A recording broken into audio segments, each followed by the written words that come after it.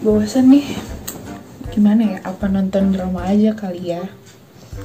Oh iya, ada tugas survei. Oh, belum lagi. Udah deh, kita nonton video tutorial aja mendingan, atau video penjelasan.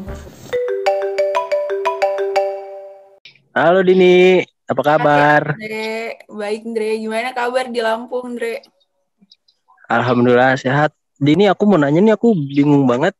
Gimana sih cara ngambil sampel perairan? Aku bingung, caranya Oh gimana? iya, tugas yang waktu itu ya, survei ya. Ya nih, aku juga kemarin Iya, bingungan gitu, cuman akhirnya aku nemu gitu video di YouTube, video tentang pengambilan data salinitas, tentang DO gitu, Sindre. Aku ada nih videonya. Ntar aku kirim deh videonya. Kamu pokoknya harus nonton deh, karena ngebantu banget ya untuk tugas survei tentang sampel air, pengambilan sampel air itu. oke. Makasih Dini. Parameter selanjutnya yaitu ada suhu dan kecerahan. Untuk parameter suhu, data dapat diambil dengan menggunakan bantuan termometer.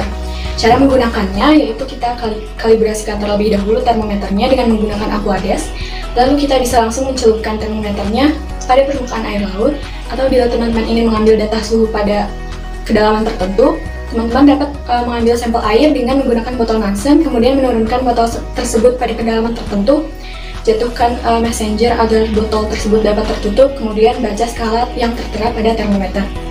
Kemudian yang selanjutnya ada kecerahan. Kita bisa menggunakan alat yang bernama sesidis. Jadi sesidis ini memiliki bentuk cakram yang di permukaannya terdapat warna hitam dan putih. Cara menggunakan sesidis ini yaitu mengikat sesidis dengan tali lalu menurunkannya ke dalam air hingga pola pada permukaannya tidak terlihat kembali. Kemudian catat kedalamannya atau D1 yaitu kedalaman pertama. Kemudian angkat perlahan hingga sesidis terlihat, lalu catat kembali kedalamannya atau pada kali ini yaitu D2.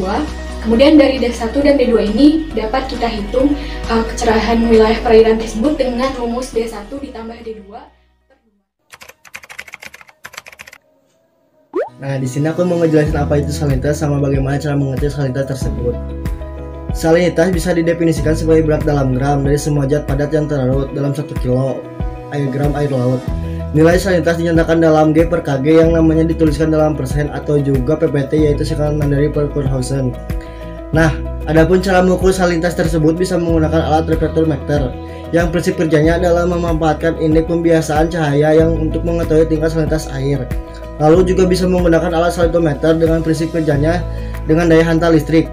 Semakin besar salinitas maka akan semakin besar juga daya hantar listriknya. Begitu juga sebaliknya, semakin kecil salinitasnya maka semakin kecil pula daya hantar listriknya. Lalu di sini saya akan menjelaskan cara menggunakan diometer. Kegunaan diometer adalah untuk mengukur kadar oksigen terlarut di dalam air atau larutan.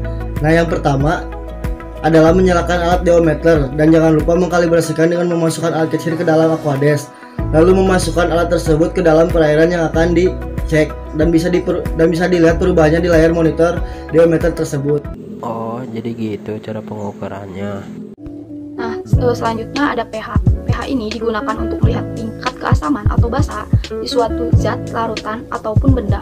Biasanya alat yang digunakan untuk melihat pH ini menggunakan digital pH meter sama kertas lakmus.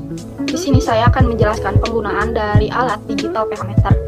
Pertama-tama kalibrasi dulu alat tersebut, kemudian setelah itu buka tutup pada alat ini, setelah itu pencet tombol on dan dapat dilihat pada video di samping. Setelah itu celupkan pada air yang akan dilihat pH-nya dan tunggu beberapa saat, dan hasilnya akan muncul pH dari air tersebut pada alat ini. Di sini menunjukkan bahwa pH dari air ini kategori asam karena di bawah dari 7.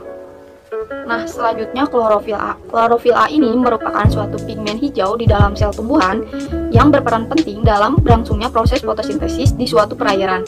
Selain itu, klorofil A juga digunakan sebagai indikator banyak atau tidaknya ikan di suatu perairan.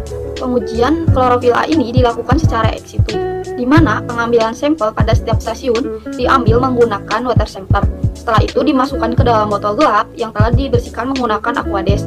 Nah, botol gelap tersebut dimasukkan ke dalam cool box agar tetap terjaga. Dan setelah itu dilakukan pengujian dari klorofil A ini di laboratorium.